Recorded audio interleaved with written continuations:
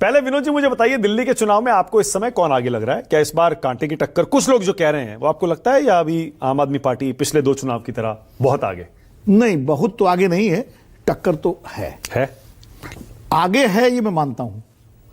बहुत आगे जो 2015 में थी या 2020 में थी वो स्थिति नहीं है, क्योंकि 10 साल की एंटी इनकम्बेंसी, मैं 2013 वाली सरकार को नहीं जोड़ रहा हूं, 49 दिन सरकार थी, 10 साल की एंटी इनकम्बेंसी, फिर जो यूएसपी थी भाई कट्टर ईमानदार छवि, उसमें डेंट लगना, नेताओं का जेल जाना, ठीक है मुकदमा चल रहा है, सुप्रीम कोर्ट में फैसला होगा, लेकिन दाग तो लग ही जाता है भाई। बोफोर्स का दाग लग गया था कांग्रेस पार्टी पर, राजीव गांधी पे आज तक नहीं छूटा, सजा किसी को नहीं हुई, साबित कुछ नहीं हुआ, लेकिन वो अभी भी वो कटघरे में रहती है कांग्रेस उसको लेकर।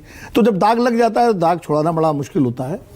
वो ये लगा चुनरी में दाग छुपाऊं कैसे। और दूसरी बात ये है कि जो आधारभूत वर्ग जो आम आदमी पार्टी के साथ 2013 से लगातार गया, गरीब आदमी, आम आदमी, मध्य वर्ग, अभी आपने सारा विश्लेषण किया, उसमें भी थोड़ा डेंट पड़ा है।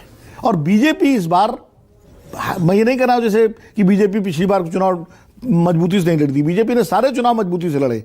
2013 का भी चुनाव मजबूती से लड़ा, सिंगल लार्जेस्ट आई। 2015 में मोदी जी की लोकप्रियता अपने उत्कर्ष काल में थी, चरम काल में थी। 2014 में पहली बार इतनी बहुमत से सरकार आई थी पहले बीजेपी की, और कुछ राज्य जीत के आए थे ये, उसके वो तब भी वो लड़े पूरी ताकत से, जब वो नक्सली और जंगल वाली सब बातें कही गई थी। और 2020 तो देखिए पुलवामा के आलोक में हुए थे 2019 के चुनाव, बीजेपी 303 सीटें जीती थी बहुत जबरदस्त तरीके से, और राष्ट्रवाद का ज्वार चरम पे था। हिंदुत्व का ज्वार भी काफी हद तक था, चूंकि 370 हटी थी, 370 हटी थी, और सीएए का आंदोलन चल रहा था, शाहीन बाग चल रहा था। तो जो पोलराइजेशन के सारे फैक्टर थे उसमें बहुत मजबूत थे। आप मुझे मेरे अगले सवाल पे ले आए। अब चूंकि आपने विश्लेषण किया, और वो नारे याद करिए कि बटन ऐसा दबाओ कि करंट शाहीन बाग में लगे, वो जो है गोली मारो वाला नारा, या वो लड़कियां उठा ले जाएंगे, ये सारे नारे उसमें प्रयोग में आए थे।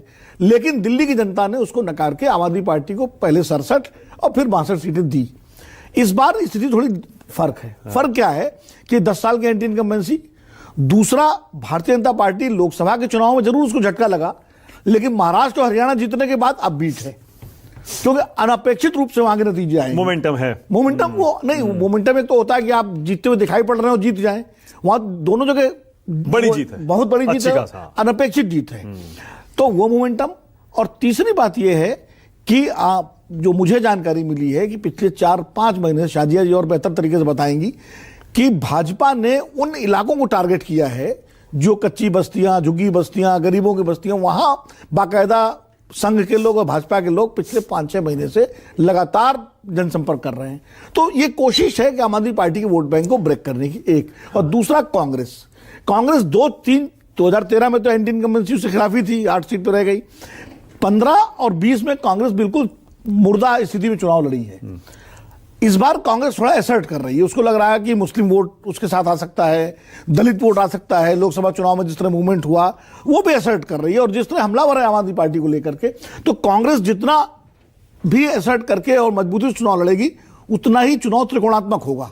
और अगर त्रिकोणात्मक चुनाव हुआ तो उसमें बीजेपी को फायदा होता है। दिल्ली में 1993 में भी हुआ है और 2013 में भी हुआ है। अच्छा, अब मुझे ये बताइए विनोद जी, अब कितना फायदा होता है ये अभी आकलन ठीक है। देश की सारी विपक्षी पार्टियों को बीजेपी एंटी मुस्लिम पेश करने में कोशिश भी करती है, एंटी हिंदू पेश करने में, प्रो मुस्लिम पेश करने में कोशिश भी करती है, और कामयाब भी हो जाती है ज्यादातर। दिल्ली में क्यों नहीं हो पाती है? अब जैसे योगी जी आ रहे हैं, योगी जी अपने उसे हिंदुत्व की पिच पर खेलेंगे, राष्ट्रवाद की पिच पर खेलेंगे, बटेंगे तो कटेंगे और वो सब होगा। शाहीन बाग पिछली बार नहीं चला, दंगे दिल्ली के नहीं चले, पोलराइजेशन नहीं चला। क्या आपको लगता है अरविंद केजरीवाल ने बहुत स्मार्टली सॉफ्ट हिंदुत्व का ऐसा स्मार्टली कार्ड खेला है कि बीजेपी आम आदमी पार्टी को, केजरीवाल को एंटी हिंदू पेश नहीं कर पाई? देखिए, दोनों कारण। आज बड़ा दिलचस्प सवाल पूछा आपने। आज मैंने सवाल भारतीय जनता पार्टी के एक नेता से पूछा था, जिनके साथ आज मैंने बातचीत की, और वो बड़े वरिष्ठ नेता है, पुराने नेता है। उनसे मैंने यही सवाल पूछा। उन्होंने बहुत अच्छा कारण बताया, वो मैं बताना चाहूंगा। उन्होंने कहा, देखिए क्या है कि एंटी मुस्लिम जो फीलिंग है वो उन इलाकों में ज्यादा चलती है जहां मुस्लिम डोमिनेंस होता है, जहां मुस्लिम का जैसे उदाहरण के लिए डोमिनेंस हो, हर तरह का डोमिनेंस। बोले गुजरात में इसलिए चला कि गुजरात में जो पूरा स्मगलिंग का जो कच्छ वाला जो है रैकेट है, कोस्टल स्टेट है, उसमें जो मुस्लिम माफिया थे उनका वर्चस्व इतना ज्यादा था अहमदाबाद तक कि वो जिस तरह रंगदारी वसूली जाती थी, सारी चीजें होती थी, उसका जो गुस्सा था वो जब मोदी जी ने वो कार्ड खेला तो वो चल गया बीजेपी का। इसी तरह उत्तर प्रदेश में उन इलाकों में, उन जिलों में जहां मुस्लिम वर्चस्व डोमिनेंस बहुत स्ट्रांग है, वहां ये कार्ड चलता है। लेकिन जहां मुस्लिम वर्चस्व नहीं है, खाली प्रेजेंस है, वहां नहीं चलता। झारखंड में नहीं चला। झारखंड में कहां चला? दोनों बार नहीं चला। वहां तो योगी जी बोल के आए थे पिछले चुनाव में कि अगर राम मंदिर बनवाना है तो इसको अंसारी को हरा दीजिए कांग्रेस को, अब वो जीत गया था 35,000 वोटों से।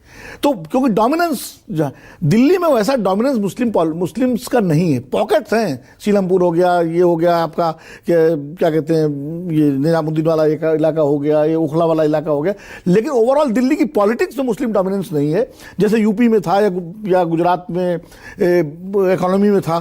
तो ये उन्होंने बड़ी अच्छी बात बताई। बोले इसीलिए दिल्ली में हमको उनका कहना था हमको बहुत ज्यादा हिंदुत्व नहीं करना चाहिए। अगर हमने ज्यादा हिंदुत्व किया तो उसका फायदा आम आदमी पार्टी को हो सकता है, क्योंकि वो जो रिवर्स पोलराइजेशन होता है ना, जो अभी कांग्रेस की तरफ कुछ लोग चल सकते हैं, वो मूवमेंट अगर वापस लौट गया तो बाइपोलर हो जाएगा चुनाव और फिर नुकसान। ये बीजेपी के नेता है, वरिष्ठ नेता है वो। बोले इसलिए हम लोग मतलब इस पक्ष में नहीं है कि बहुत ज्यादा बटेंगे कटेंगे वाली बात। योगी जी तो 14 रैलियां मैंने कहा भाई योगी जी 14 रैली कर रहे हैं, वो आएंगे तो ऐसा ना हो। बोले भाई ये मेरी समझ में नहीं आ रहा कि ये क्यों रखवाई गई है। 2-4 रैलियां काफी थी, लेकिन अब पार्टी ने किया तो कुछ सोच किया होगा। लेकिन ये उनका मानना था, क्योंकि उनका कुछ पॉकेट्स हैं जहां कांग्रेस अच्छा कर सकती है, तो फिर वहां भी आम आदमी पार्टी को ताकत मिल जाएगी। ये तो इसलिए जो और दूसरा, केजरीवाल जी ने बहुत खूबसूरती के साथ अपने तीर्थ करवाएंगे, राम मंदिर भी दर्शन भी करके आएंगे, ग्रंथियों को पैसे भी देंगे। हनुमान जी से शुरू किया ना। तीसरा जहां पे बोलेंगे भी नहीं बोलेंगे, 370 को सपोर्ट कर देंगे, शाहीन बाग नहीं जाएंगे, दंगों में चुप रहेंगे, दंगों पे नहीं बोलेंगे। और सबसे बड़ी बात यह है कि वो गणेश लक्ष्मी, नोट पर गणेश लक्ष्मी की फोटो लगा दो, तीर्थ यात्राएं, टीवी पर हनुमान चालीसा भी पढ़ देंगे हनुमान जी। तो उन्होंने अपने को एक तरह से ये कहा कि भाई हम मुसलमानों की रक्षा तो कर सकते हैं, उनके हितों की रक्षा, मतलब कोई मारने थोड़ी आ रहा है, लेकिन हितों की रक्षा, लेकिन हम हिंदू विरोधी नहीं है, जो कांग्रेस भी करती है। कभी कभी राहुल गांधी भी कैलाश मानसरोवर जा रहे हैं, यहाँ जा रहे हैं, लेकिन केजरीवाल जी ने ज्यादा तरीके से उसको स्टैब्लिश करने की कोशिश की। अब ये टेस्ट इस बार है कि बीजेपी कितना उनके इस हिंदुत्व कार्ड को जो है, ये सॉफ्ट हिंदुत्व के कार्ड के बावजूद विनोद जी, मुस्लिम भी बीजेपी आम आदमी पार्टी को खूब वोट दे रहा है दिल्ली में, कांग्रेस की तरफ नहीं जा रहा है। नहीं मुस्लिम तो जबकि राहुल गांधी खड़े रहते हैं अभी भी। नहीं वो तो इसलिए उसका कारण ये है ना, देखिए जब मुसलमान या कोई भी माइनॉरिटी हो, माइनॉरिटी का एक सिंड्रोम होता है।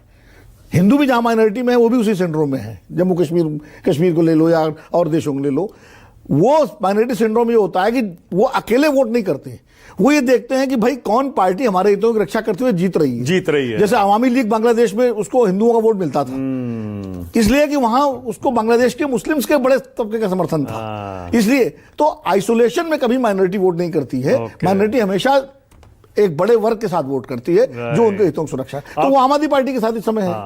अब